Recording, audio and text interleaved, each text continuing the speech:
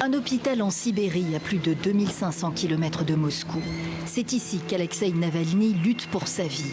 L'opposant russe a été placé en coma artificiel à la suite d'un malaise survenu en plein vol en direction de la capitale russe. Atterrissage en urgence à Omsk. Nous pensons qu'Alexeï a été empoisonné avec quelque chose mélangé à son thé. C'est la seule chose qu'il ait bu ce matin.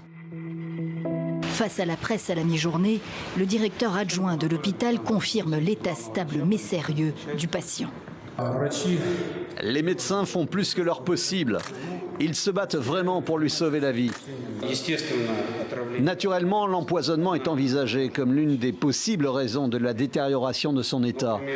Mais d'autres raisons pourraient entraîner les mêmes signes cliniques.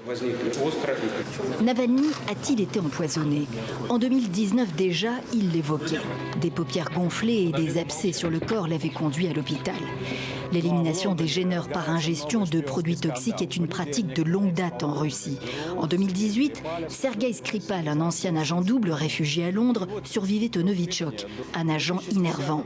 En 2006, l'ancien espion Alexandre Litvinenko succombait au polonium, un thé empoisonné et d'atroces souffrances.